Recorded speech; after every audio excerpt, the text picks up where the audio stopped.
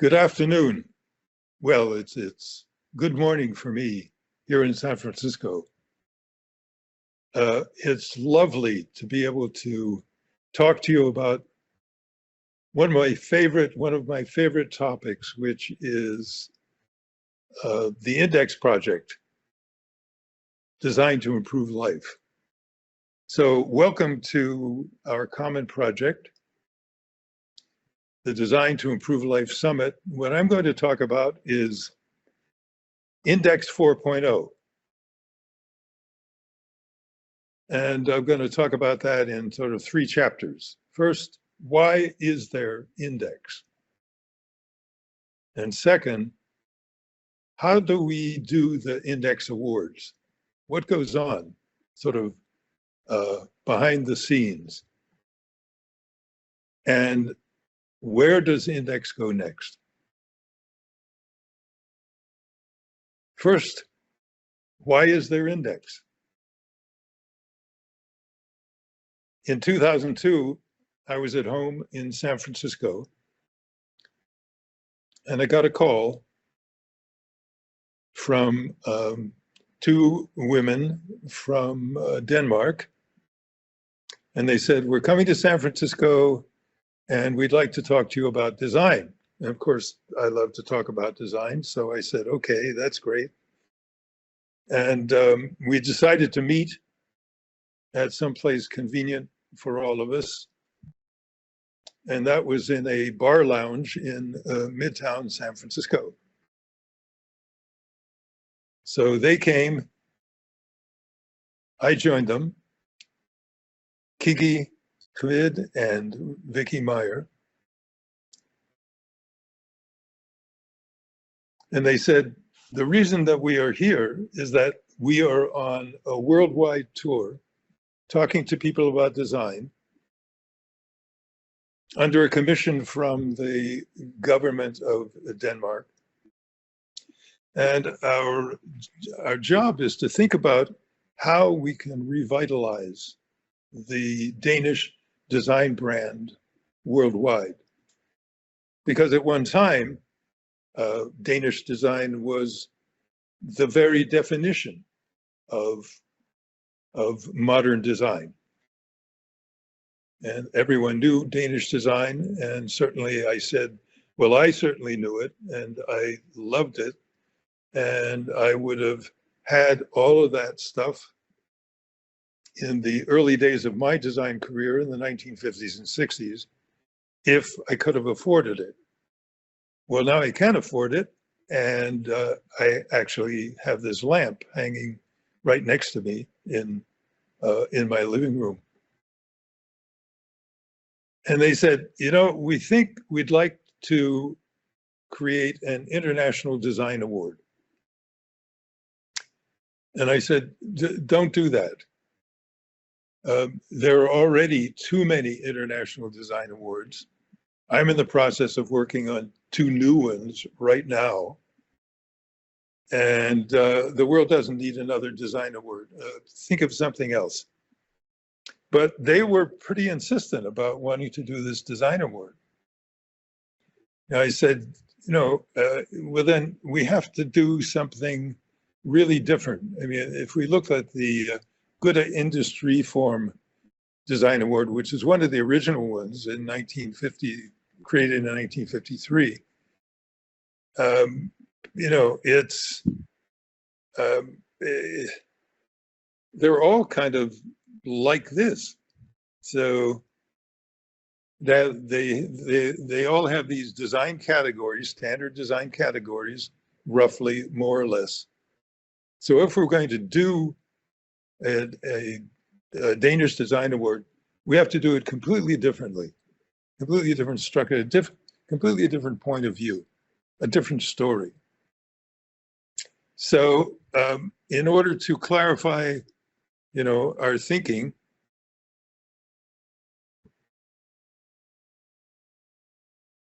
I ordered a martini and we talked. And out of that, came some questions about like, what is design? Well, what most people think of as design is, familiar everyday objects or iconic museums or maybe even urban planning.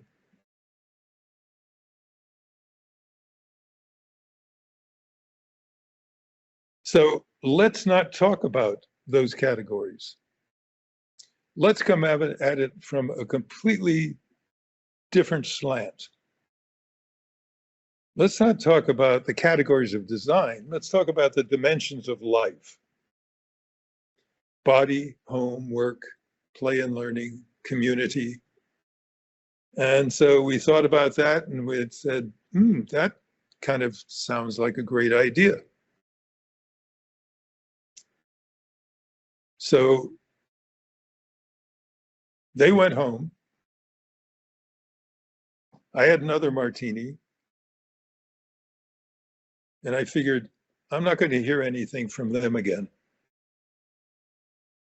Then in 2004, Kigge contacted me and she said, okay, we have created Index, designed to improve life. We're going to give 5 awards at 100,000 euros each every 2 years. Our patron is the Crown Princess Mary of Denmark. And we'd like you to come and be our first jury chairman. Well, I was rather astonished and of course pleased and delighted. And I said, yep, I will do that. Sounds great. They said, every 2 years we're going to have a black tie award ceremony. I said, oh, wonderful, I can't wait. So I'll be there. And we made plans and schedules and how I would go to Denmark and get this thing started. And then I had a martini to celebrate. And here we are, 20 years later. So that's why there's Index. Now let's talk a little bit about how we do the Index Awards.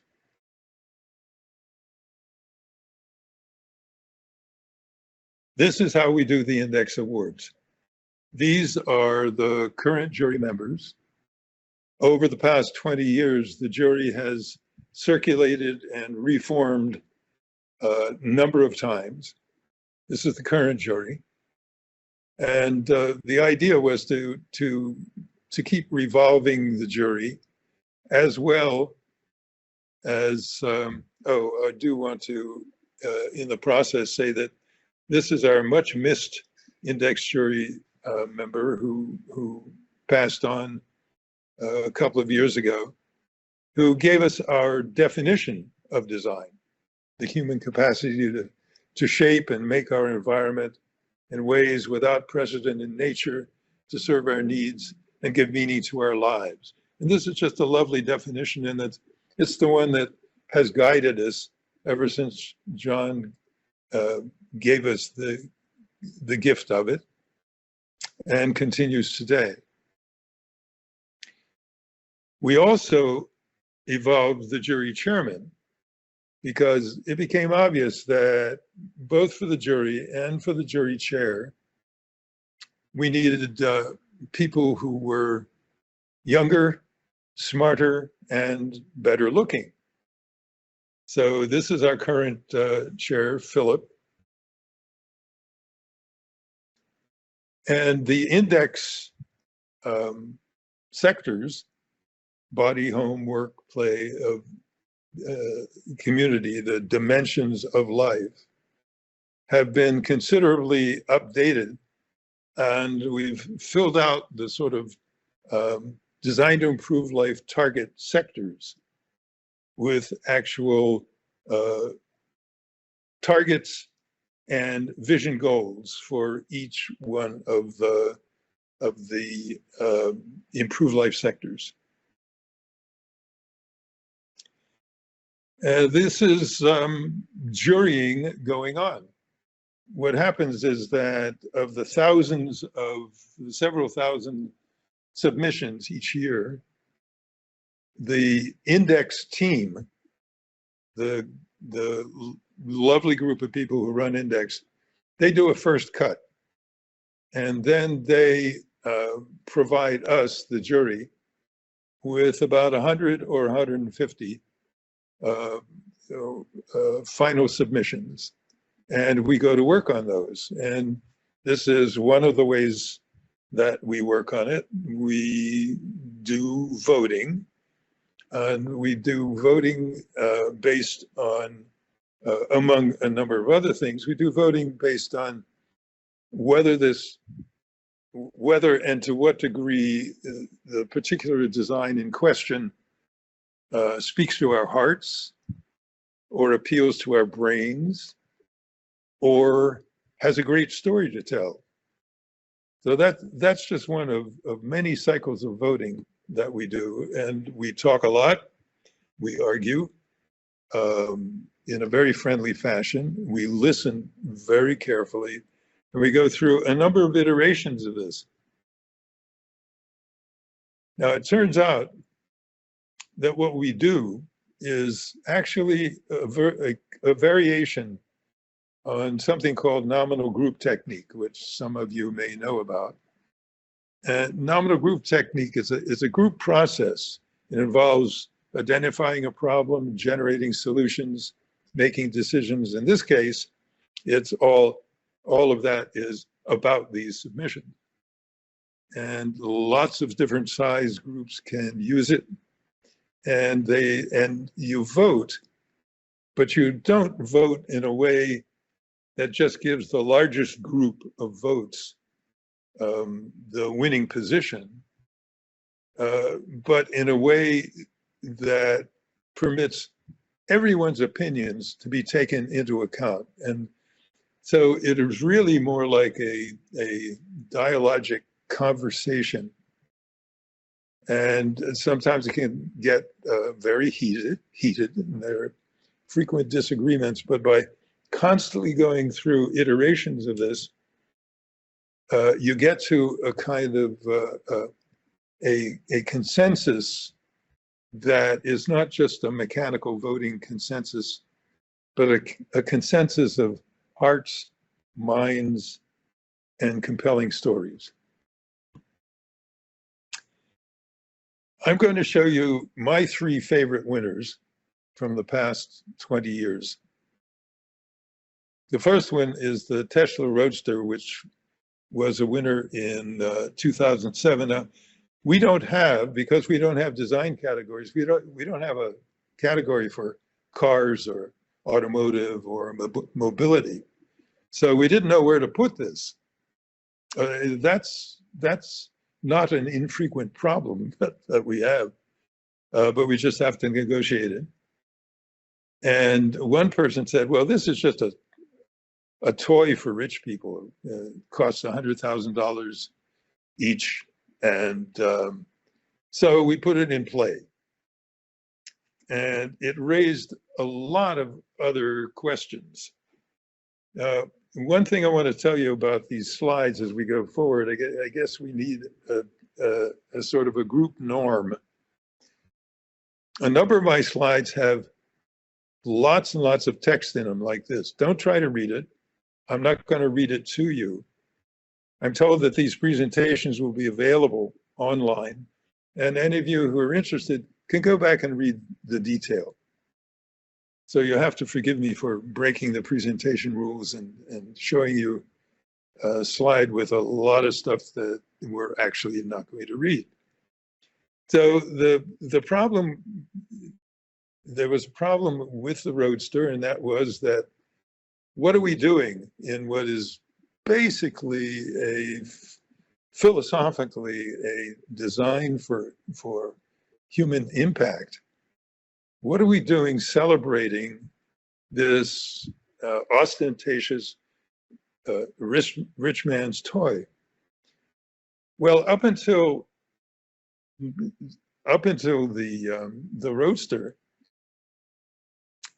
the sort of the motivator for buying and driving an electric car was what I would call virtue push. In other words, you are being a good person by buying some ugly little bizarre golf cart looking thing that nobody would want to be seen in, but you would be displaying your virtue. And that didn't, even though electric vehicles were the beginning of the automotive age in the early part of the 20th century, there were a lot more manufacturers of electric vehicles than there were of gasoline powered vehicles. But gasoline went out because it was cheaper.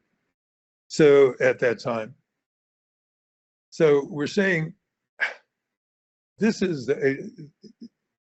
raised a lot of arguments. This is saying this is something that's really completely contrary to the ethos of what we want to talk about. And others of us said, no, it is exactly on the bright line of what we want to talk about, because this is going to move electric vehicles from a virtue push to aspiration pull. People are going to want to be seen in something like this. You know, we don't get into cars, we put them on. They're like a suit of clothes. They are part of our public performance of ourselves. And I said, this is going to pull through electric vehicles into the mainstream. And of course, we were brilliant. And it, in fact, has done that. And it is the top selling car. The Tesla is the top selling electric vehicle brand in the world today. So, so we maneuvered through all of the pros and cons of this problematic submission. And it turns out that we got this one right. One of the problems about this kind of this kind of an artifact is the levels problem.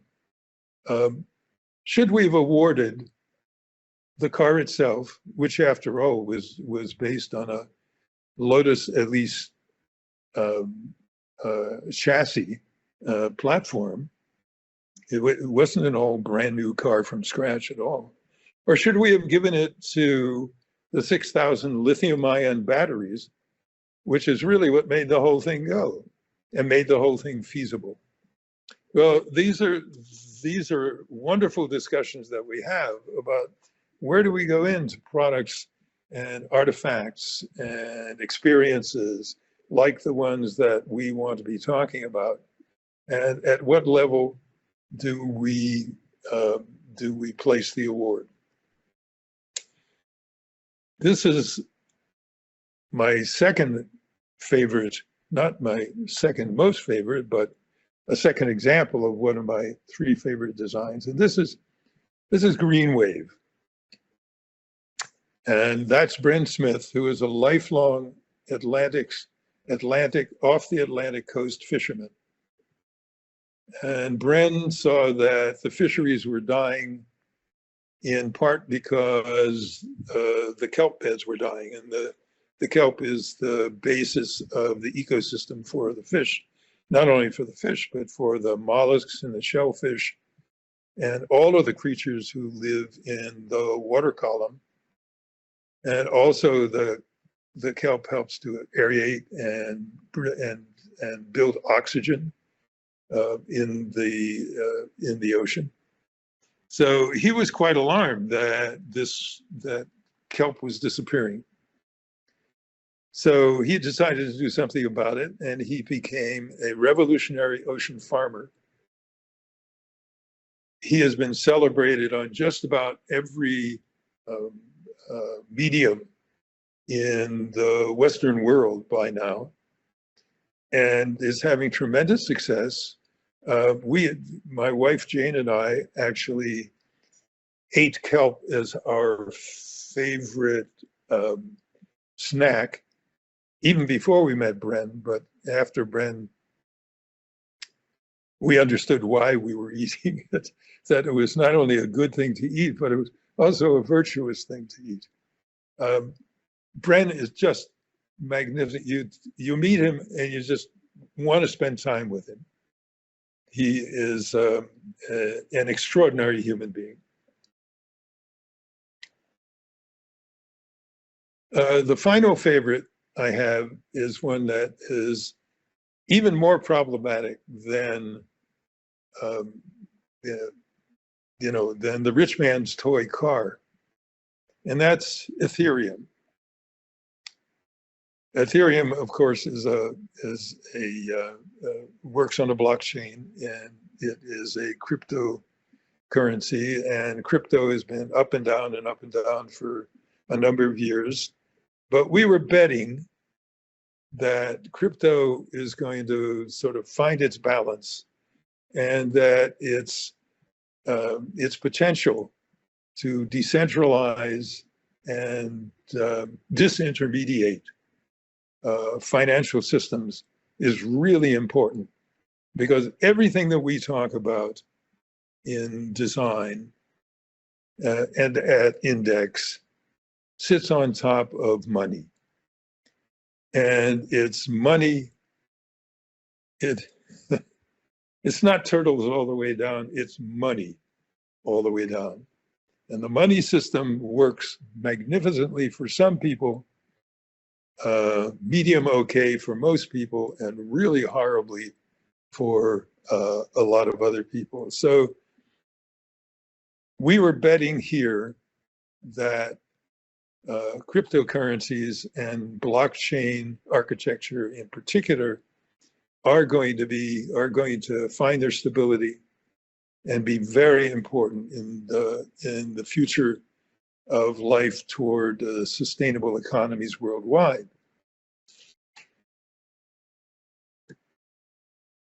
But here again is the levels problem.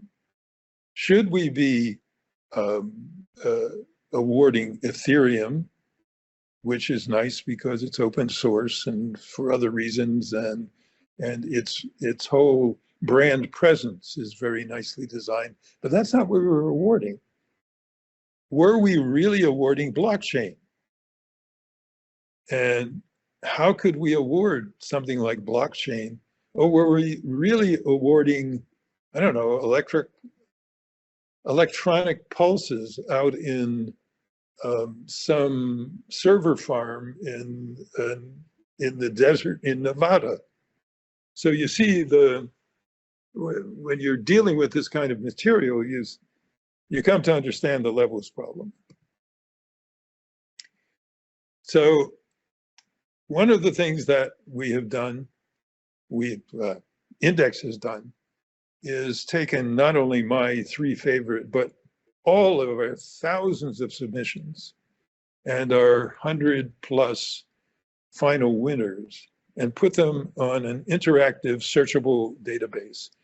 So if you want to know all of the winners and read all of their stories, you just go onto the searchable database and on the Index site, and you can browse them all over from the past 15 years. So we've talked a bit about why is there Index, and some about how we do Index. So where's next for Index? Well, in the past 20 years, or at least since 2005, Index, what I call Index 1.0, gave awards. Then in Index 2.0, it began to educate the world about design to improve life. Now it's investing in designs to improve life. And what's next? What will Index 4.0 be?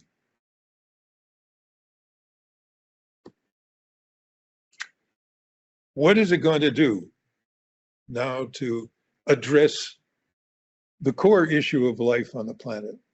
how can it further what it's already doing, but accelerate and scale what it does toward adaptation, resilience, innovation, and global transformation. And now we begin to transition into the topic that is in the front of many people's minds, in the back of everybody's minds, and to some degree has produced media exhaustion in all of us. The Sustainable Development Goals of the United Nations were introduced in 2016, and those goals have been adopted by Index as a kind of a rubric for our jurying. But Index has gone beyond those 17 SDGs. And here, once again, you'll be able to go to this presentation and browse this in more detail, and has added its own set. Index has added its own set to the SDGs and its descriptors and expansions and unpacking of those goals. Now, Design to Improve Life has been the ethos of Index for 20 years now. How do we make those hopeful futures a reality? Here's the point where we have to start from. You know, if everybody on the planet lived at the same level as you and I, it'll require 3 to 4 planet Earths to support them. Well, how do you even get your head around that? That's a head-breaking and kind of heartbreaking reality.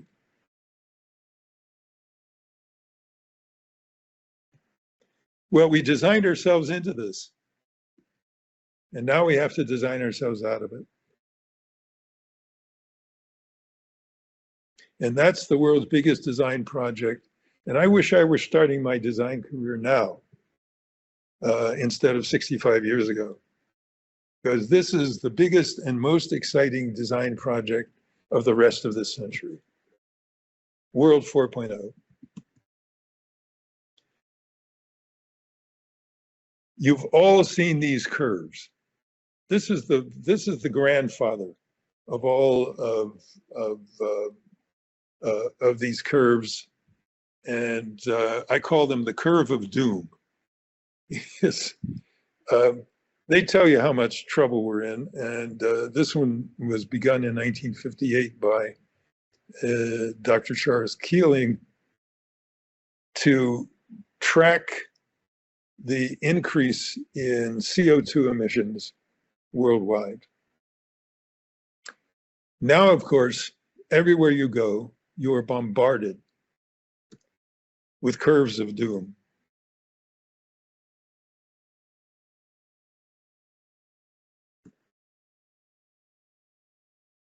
And more curves of doom.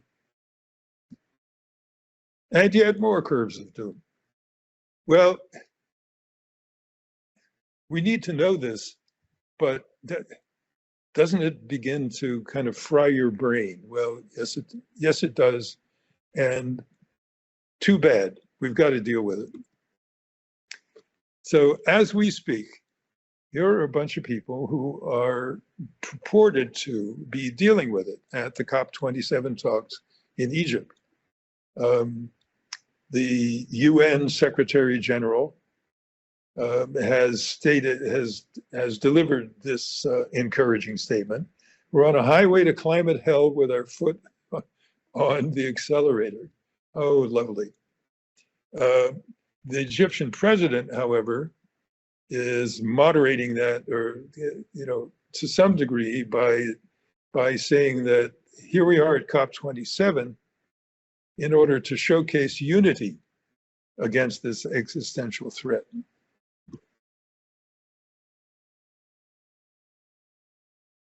But I have to ask you, do you really think that these suits and robes are going to deal with it. All they've done so far since the first COP is to, and the Paris agreements, is to make promises. Now, there is a great deal going on, but the fulfillment has fallen far short of the promises. Or as Greta would say, it's all blah, blah, blah. Now, Greta has said that these guys are failing us and everything needs to change. But she's also saying there's hope. And it comes maybe not from the suits and robes, as much as from the people who are ready for change. Now, I know these people who are ready for change. They're my students at the Carnegie Mellon University School of Design. And here they are working on change in the course that I created with my co-instructor, Peter Scupelli. And we've been running for the past 10 years now, called Design Futures. These are the change agents. They are on it. And I just love them to pieces.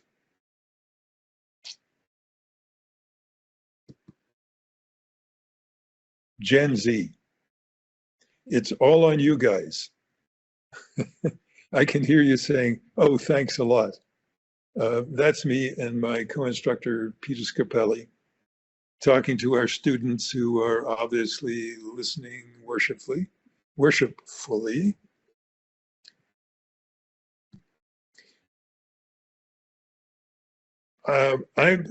You will be able to get a link to the master resource file that we've been putting together over the past 10 years to support this course. And all you have to do is to simply Google Design Futures at Carnegie Mellon University, and you'll be able to get into a lot of this stuff.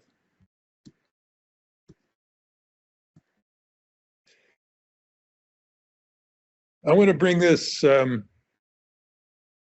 conversation to an end by drawing your attention to some of what I think are the best resources that address what I've been talking about. Project Drawdown, last month, 2 absolutely terrific articles in the New York Times Magazine. This one, A New Climate Reality Coming into View, and also by the same author, Envisioning Life After Climate Change, required reading.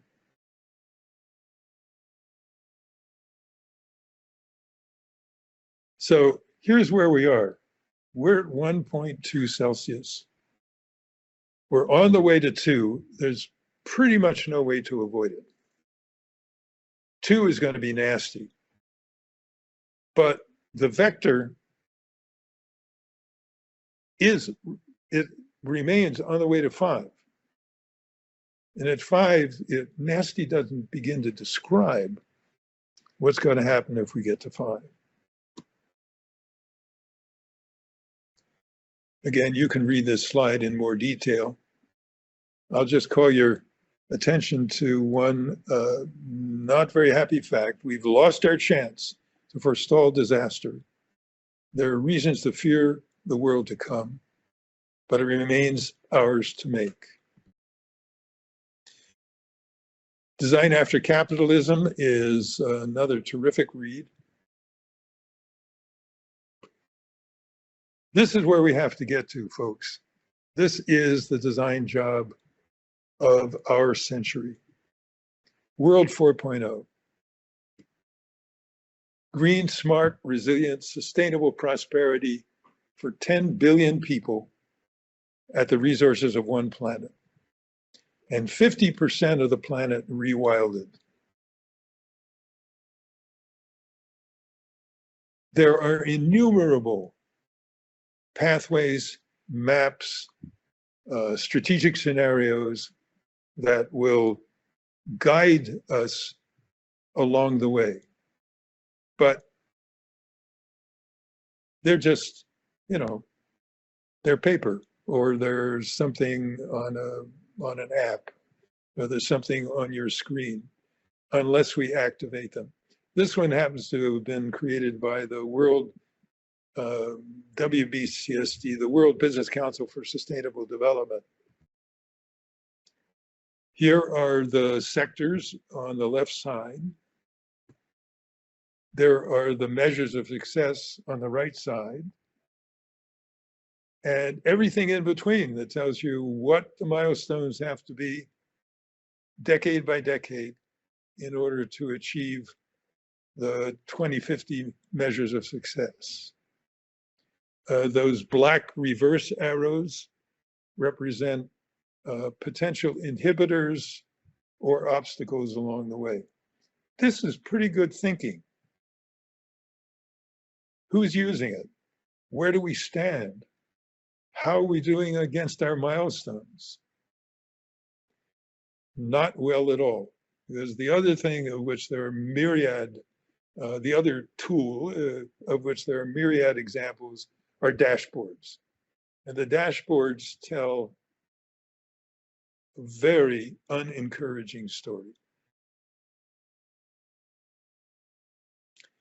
This is the sort of territory map that we use at our course at Carnegie Mellon. Let me go back and say, I want to bring this to a close now by reminding you that you will be able to go online and look at all this material in depth. And we have this huge resource available, not only in the index searchable database, but also in our course at Carnegie Mellon, all of the research and research literature that we've piled up in there. You'll be able to get to both of those resources. I want to end by thanking the index teams. Over the years, just as we have rotated and changed the jury and the jury chair, so has the index team changed and evolved over the years. These are all lovely people that I've worked with, and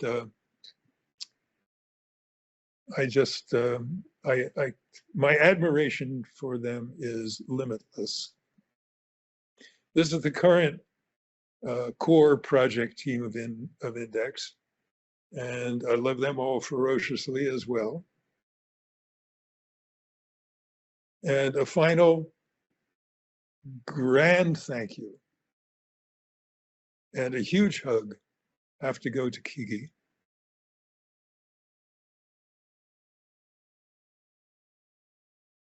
And I can now wish happy 20th birthday to Index with many hugs from Arnold and Jane to Index. Thank you.